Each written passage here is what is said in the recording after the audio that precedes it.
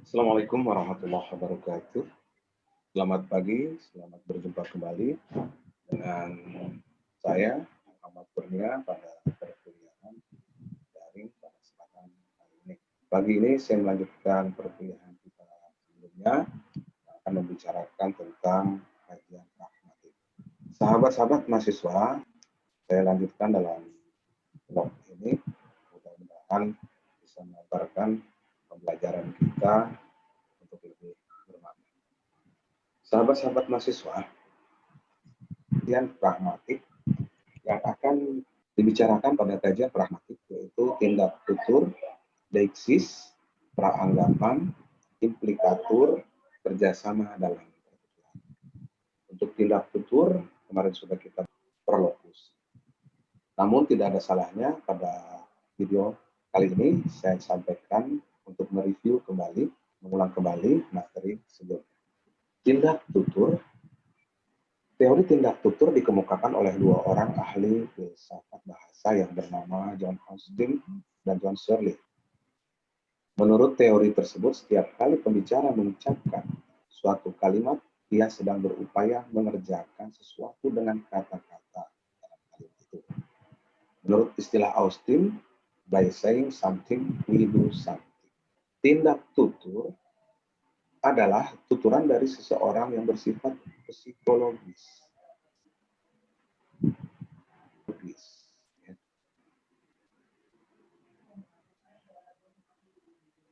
Dan yang dilihat dari makna tindakan dalam tuturan itu suatu peristiwa tutur atau speech event.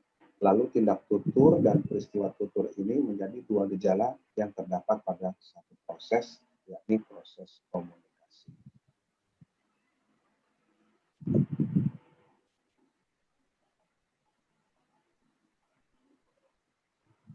Contoh aplikasinya. Saya minta maaf atas kenakalan anak saya. Ada kalimat B, dengan mengucapkan bismillah acara saya buka. Dari kedua contoh di atas, selain mengatakan sesuatu, juga menyatakan adanya perbuatan atau tidak. Kalimat A juga menyatakan. Begitu juga dengan kalimat B, selain mengatakan sesuatu, juga menyatakan melakukan tindakan, yaitu membuka acara. Kalimat atau tuturan yang selain mengatakan sesuatu juga menyatakan adanya perbuatan atau tindakan dalam kajian pragmatik disebut kalimat performatif atau prastani. Sedangkan tuturan yang hanya mengatakan sesuatu saja disebut kalimat atau tuturan konstantif. Contohnya, monumen nasional tingginya 125 meter. Sehingga dari tindak tutur yang dilakukan baik secara konstantif maupun performatif, oleh Austin dirumuskan sebagai sebuah tindakan yang berbeda. Dan ada yang disebutnya dengan A, tindak tutur lokasi, atau tindak tutur lokusi. Tindak tutur lokusi adalah tindak tutur atau the act of saying something, tindakan untuk mengatakan sesuatu. Contohnya, tahun 2004, gempa dan tsunami melanda Banda Aceh. Kalimat di atas dituturkan oleh seorang penutur semata-mata hanya untuk memberikan informasi sesuatu belaka. Tindak tutur yang hanya menyatakan atau memberikan informasi sesuatu belaka itu dinamakan dengan tindak. Kemudian ada yang kedua B, tindak tutur ilokusi. Tindak tutur ilokusi selain menyatakan sesuatu juga menyatakan tindakan melakukan sesuatu. Disebut juga the act doing something. Doing something, tindak melakukan sesuatu. Contoh, ujian nasional sudah dekat. Jika kalimat di atas dituturkan oleh seorang guru, bukan hanya berisi informasi belajar, karena ujian nasional sudah dekat dan agar lulus ujian. Jadi, tindak tutur ilokusi ini, di samping dia menyatakan sesuatu, dan diharapkan juga menyatakan tindakan melakukan sesuatu. Jadi ada dua. Dan sekedar membuat sebuah tindakan untuk melakukan. Kemudian yang ketiga, C, tindak tutur perlokusi. Tindak tutur perlokusi adalah tindak tutur yang mempunyai pengaruh lawan tutur atau orang yang mendengar tuturan itu. Maka tindak tutur perlokektif, somewhat, tindak yang memberi efek pada orang lain. Contohnya, minggu lalu saya ada keperluan keluarga yang tidak dapat ditinggalkan. Kalimat di atas selain memberi informasi bahwa si penutur pada minggu lalu ada kegiatan di keluarga, juga bila dituturkan pada lawan pernikahan, bermaksud juga meminta maaf. Lalu efek yang diharapkan adalah agar si lawan tutur memberi maaf kepada si penutur. Jadi pada tindak tutur perlokusi ada sesuatu pengaruh atau ada efek terhadap lawan tutur. Nah, di sini berkaitan dengan komunikasi langsung. Yang kedua, sekarang berkajian pragmatik yang kedua, deixis. Deixis adalah tidak tetap, dapat berpindah dari satu wujud ke wujud yang lain. Kata-kata yang deixis ini adalah kata-kata yang menyatakan waktu, tempat, dan yang berupa kata ganti. Contoh, sebagai saksi, dia akan diperiksa. B. Percakapan telepon antara A di Cahem dan B di Ledeng. A. Saya tidak jadi pergi ke sana. Maaf, saya tidak jadi pergi karena di sini hujan, lebat, dan banjir. B menjawab, wah, di sini tidak ada hujan.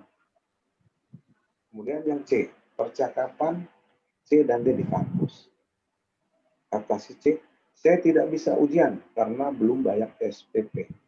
D menjawab, saya juga belum. Kata besok pada contoh A adalah deixis, karena jika sekarang hari Senin, maka besok Selasa. Terus. Kata di sini pada contoh B juga deixis, karena pada A di sini berarti di Cicahem dan B berarti di Ledeng.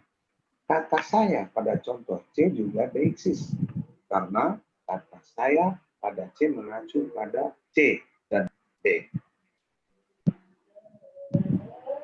Jadi, kalau kita lihat berkaitan dengan deixis tadi, jadi dikatakan adalah kata berpindah dari satu wujud ke wujud yang lain. Kata-kata yang deixis ini adalah kata-kata yang menyatakan waktu, tempat, dan yang berupa kata ganti. Ini berkaitan dengan waktu, tempat, atau kata di dia, saya, mereka, ya, dalam bentuk kata. Yang ketiga, kajian pragmatik yang ketiga adalah praanggapan. Praanggapan atau presuposisi adalah pengetahuan atau lawan tutur yang melatar belakangi suatu tindak tutur. Dari tulisannya saja disebut praanggapan atau presuposisi. Jadi ada anggapan yang di awal, yang sama-sama dianggap atau contoh aplikasinya pertuturan antara A dan B. A, anakmu yang bungsu sudah kelas berapa? B menjawab, baru kelas 2 SD. Dalam pertuturan di atas ada pengetahuan bersama yang dimiliki A dan B, bahwa B memiliki anak lebih seorang, karena ada yang sulung. Juga ada pengetahuan bersama bahwa anak-anak B sudah bersekolah. Tanpa pengetahuan itu tentu A tidak dapat mengajukan pertanyaan seperti itu. Andai kata A hanya memiliki pengetahuan bahwa B sudah mempunyai anak dan tidak punya pengetahuan bahwa anak B sudah bersekolah, A bisa bertanya dengan tuturan, anakmu sudah sekolah belum? Jadi pihak baik penutur ya maupun lawan tutur itu sama-sama sudah ada pengetahuan bersama. A sudah mengetahui keadaan bagaimana B dan B juga sudah mengetahui keadaan bagaimana.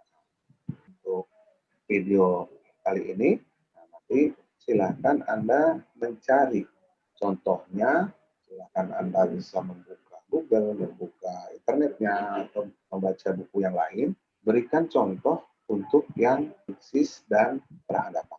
Kalau pada lokusi, ilokusi, dan perlokusi sudah disampaikan tugas-tugas Anda ke saya dan sudah saya terima. Maka untuk selanjutnya pada tugas hari ini silahkan Anda mencari beberapa masing-masing untuk bagian deixis 5 contoh dan peranggapan 5 contoh. Dan biasa dikirim oleh kamu, oleh tuan-tuan, oleh sahabat-sahabat bisa lewat WA atau ke Baik, itu saja yang saya sampaikan pada kesempatan pertemuan kita. Selalu sehat dan selalu dalam keselamatan. Dari saya cukup sekian. Assalamualaikum warahmatullahi